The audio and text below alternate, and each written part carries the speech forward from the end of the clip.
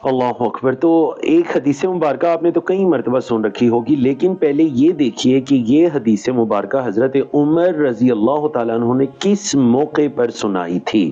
آپ رضی اللہ تعالیٰ عنہ کی طرف سے جو مکہ کے گورنر تھے نافع بن عبد الحارث صحابی ہیں، تو حضرت عمر سے ملاقات کے لیے آئے، مکہ سے تقریباً 80 کلومیٹر کے فاصلے پر عسفان نامی جگہ ہے مدینہ کے راستے میں، تو وہاں پر ملاقات ہوئی تو حضرت عمر نے پوچھا اے نافع تم یہاں پر ہو تو مکہ میں کس کو اپنی جگہ چھوڑ کر آئے ہو؟ کہنے لگے کہ مکہ میں عبد الرحمن ابن ابزہ کو چھوڑ کر آیا ہوں، یہ بھی صحابی ہیں۔ تو حضرت عمر نے پوچھا کون ہے عبد الرحمن ابن ابزہ؟ کہا ہے اے عمر بن خطاب وہ ہمارے غلاموں میں سے غلام ہے، آزاد کردہ غلام۔ تو حضرت عمر کہنے لگے کہ اے نافع تم مکہ والوں پر ایک غلام کو گورنر چھوڑ کر آئے ہو؟ اللہ اکبر۔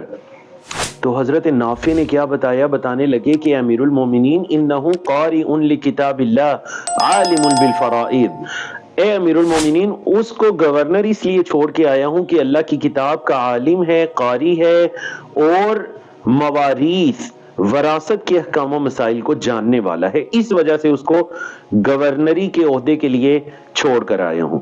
تب حضرت عمر بن خطاب نے یہ حدیث سنائی کہ کیا تم نے اپنے نبی کو نہیں سنا صلی اللہ علیہ وسلم کہ انہوں نے فرمایا ان اللہ یرفع بہذا الکتاب اقواما، بے شک اللہ اس کتاب کے ذریعے قوموں کو بلند بھی کرتا ہے، ویدع بہ آخرین، اور اسی کو چھوڑنے کی وجہ سے اللہ کچھ قوموں کو ذلیل اور رسوا بھی کرتا ہے۔